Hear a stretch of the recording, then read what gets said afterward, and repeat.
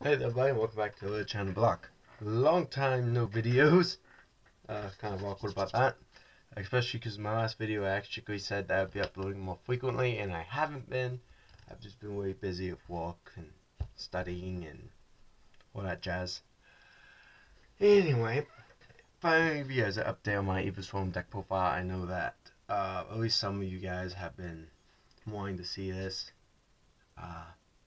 So, I just took it to a tournament last night, and I got third place. Um, my only loss was to Monarchs in Swiss, and then my only loss was to Monarchs again in the top four. So, ended up taking third place, so it wasn't so bad.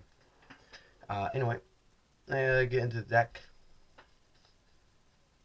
I played 3 copies of the Calculator.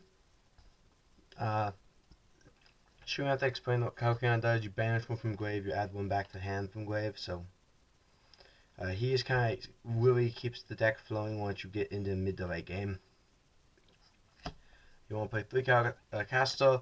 Caster is your double summoner. It's funny when people think, okay, I'll just Veiler that, because you can't really Veiler him because his effects for the turn, and the second he hit the field it walks, so it's all good. 3 heliotrope.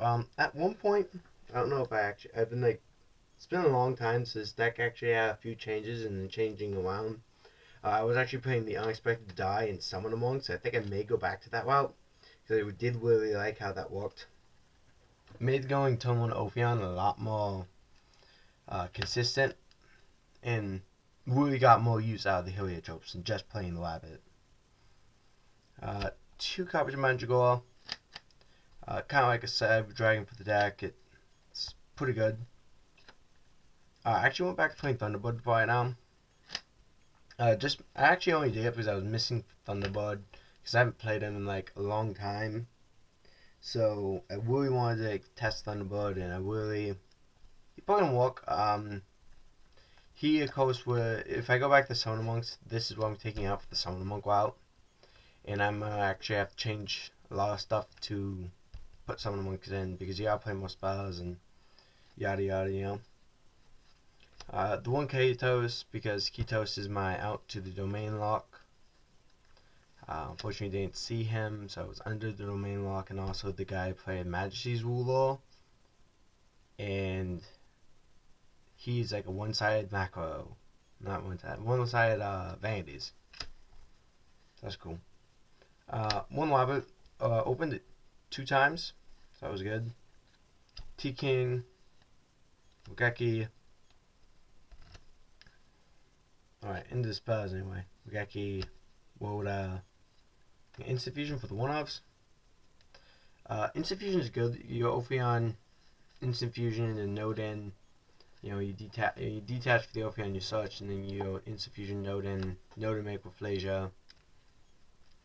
Flasia Ophion boards are very nice. Geki's just kind of solid. Oh, by the way, this deck's actually 41 cards. So I haven't really decided what to take out. Because the deck's going to take a little walk. Playing evilswarms, like, and making it competitive is not a really easy thing to do. Especially not when you got Monarchs and BAs being mega decks, so... Or PK5, whatever you want to call the deck. Because they don't get hooked by Ophion like the way Cosmos do. Like, I have a good Cosmo match, but the PK Fire and the Monarchs are definitely my worst matchup, so it's very hard to make the deck where I can combat them. To Pandemic, really self-explanatory. I actually bumped this to 2. I kind of just liked it for rogue stuff. Plus, I know my local meta is not like super competitive. I mean, we got Cosmos, we got Monarchs now. We had some PK Fires I just didn't have to play them, thank God, so that was good. Plus, Sam's there, and he plays Fuffles. If you guys know Sam Cox, you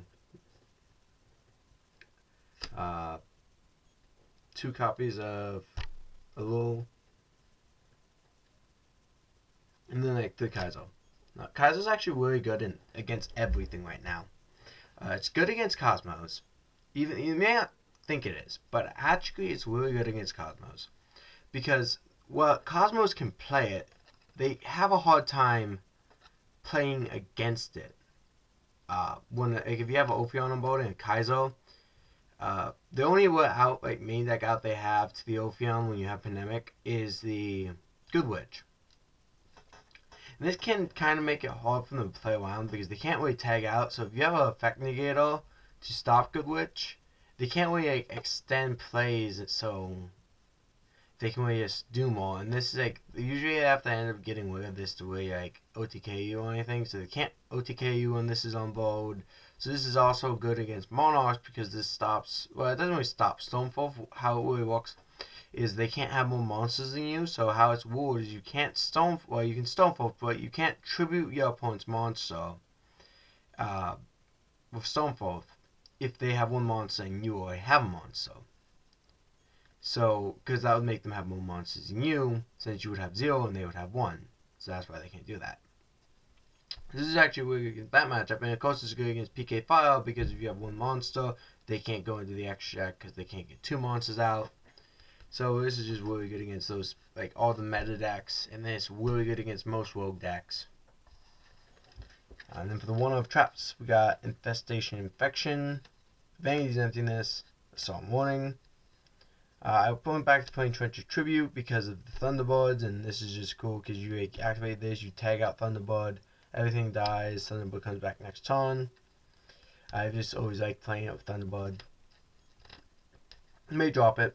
Like I said, this is a 41 card deck. I may drop this. This may be the 41st card, and this may be the first card to drop, you know. For the Refrasia targets, I got a Bottomless and Time Space. I may play more Time Space. I really like Time Space, so. But at the same time, it's actually really bad against Monarchs. And since Monarchs is my worst matchup, I don't want to make my worst matchup worse. I'd rather make my worst matchup better and make my good matchups a little worse. So it's more a fight to win than it is a blowout win. Now I got one Metalphos, one Quaking Metalphos, and one Storming Metalphos. I like the variety. Plus I just got this one last night, so it was good. So I actually had 2 Metalphoses, but I took one out for this because this is like, I like this variety. I like this against Cosmos and PK File, particularly PK File because they don't float then. I like this one also against Monarchs and PK File and Cosmos. Like this is actually my favorite because what you do, okay? Say in the Cosmo match, you Quaking them, all this stuff goes face down. The next turn you make Dweller and you just attack into it, because all this stuff can be ran over by Dweller. And then Metalphos, you just make Dweller and then you Metalphos them and then they don't float. Also, Metalphos is really good against rogue decks because most rogue decks don't float. Final roundabout way, I like one copy of each, pretty equally. I put one Breakthrough to round off the one-ofs. Breakthrough is just kind of like an additional effect negation. Got 2 copies of Magic Drain. Magic Drain really only in here to like stop Twisters or make Twisters bad. Because like if you set multiple back on, they Twin Twister you. Twin Twister can be a blowout. Or if you like, have Kaiser on board and they Twin Twist you, like I said, Twin Twister can really be a blowout. So this can either negate Twin Twisters if they don't have a spell card to discard, or they're going to have to discard another card to stop this card from negating the Twin Twisters. So Twin Twister becomes a discard 2 cards to destroy 2 cards. So you're paying 3 cards for 2, so it's like a -1. And -1s are bad, so they probably don't want to do that. Or if they actually targeted this, like if they like say they're playing PK File and they go Twin Twister, target Kaiser in this set, and you activate this on the Twin Twister. If they want to negate this, they're gonna have to discard another card to get rid of Kaiser. The only thing that's gonna die is Kaiser, because this would negate this always serve this purpose, because now Twin Twister is a discard 3 and a discard 2, so you're paying 3 cards to go with 1 now, because the only card leaving is Kaiser, because this is already activated. So it's just like super good in that aspect. And the last 3 cards are 3 Phoenix Chain, which is cool because actually Phoenix Chain kind of like assists winning the match. Really, Vanities is what we won, but like if it wasn't for the fact that I had this and this doesn't go to the graveyard, that's really what won me the game because I could negate an attack without sending a card to the grave, so Vanity stayed. So like Phoenix Chain, I really liked Phoenix Chain. It was great. Into the extra deck, I got a Nodin, a Starless Dragon for the Starlight Worlds I play.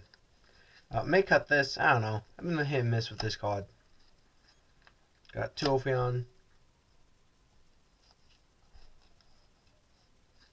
And a Bahamut. And that's it for Evilswarms. One Dark Rebellion. Helped a lot, actually. It's a really good card. I would play Lightning over it, but I don't own the Lightning, so I don't have that. Also, I don't own a Giant Hand, so I don't have Giant Hand either. Kibito, 101, Castel, Hot and Draco, Direwolf, Abyssal, Cowboy, Wolflasia, and Wapsidian Berserk for the extract. Worth noting, cards like Wapsidian Berserk is actually really important. So is Diamond Direwolf. Because if you're playing the Kaiser Coliseums, what you want to do is you want to keep one monster on the field. So, but that makes it hard to do damage, you know, because Ophion's going to attack the face down monster or whatever monster they have to get it off the field. But then they don't take any damage because you have no monsters.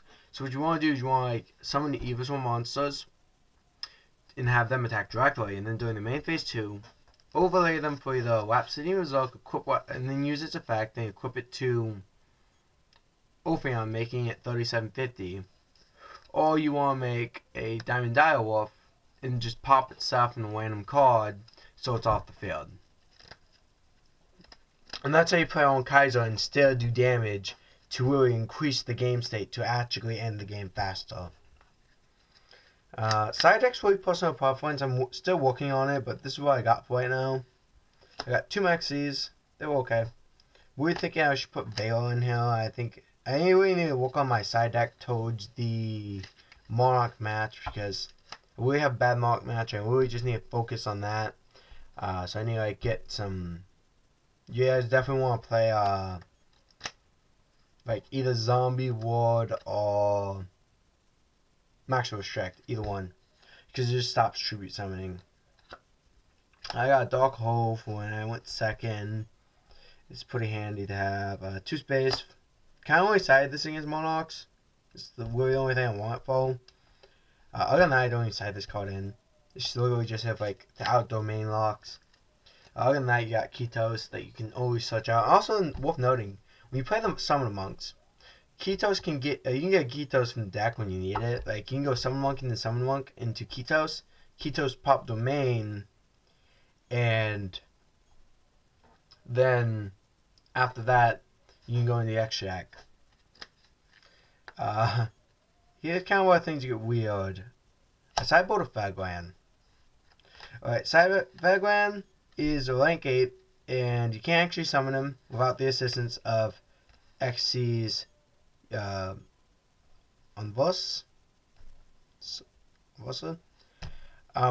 Universal. Yeah. Anyway, and how this usually happens is either A, up against a rank 4 deck, and then you just wait till they have 2 rank 4s, and then you send them to the graveyard. Target 2 face-up Xyz monsters on the field.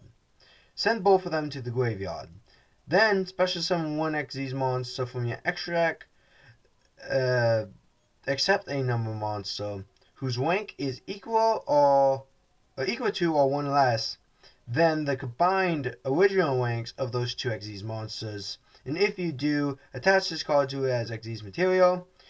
If you activate this card, your opponent takes no further damage this turn.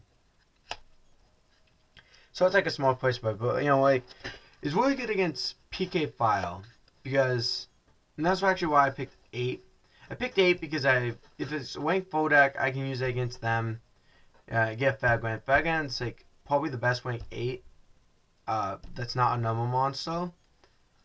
And you get Fagran out, and Fagran protects himself for one time. But that's all. You know, it's cool and all.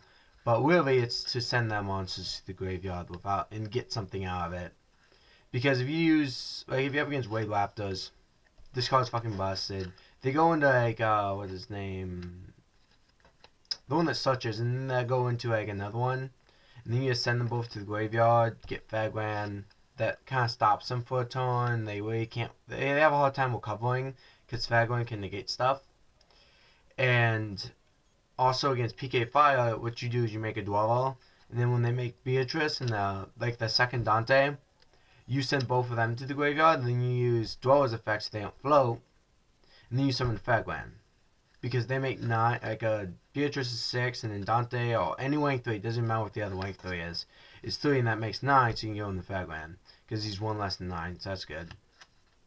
I was thinking about maybe playing a 9, and possibly even, like, I almost kind of want to play out, it's like a Super Galaxy Destroyer guy, he's rank 10. You can do Beatrice and like a Dweller. I thought about that. Talking a lot right now, so sorry about that. The 2-star roads just to kind of help combat the twisters and like other random stuff. 2 wall, just for Cosmos and random stuff that vanishes. And then, like I said, I have a really bad PK fire match, so I side triple shower mail. If you get this, like if you open this and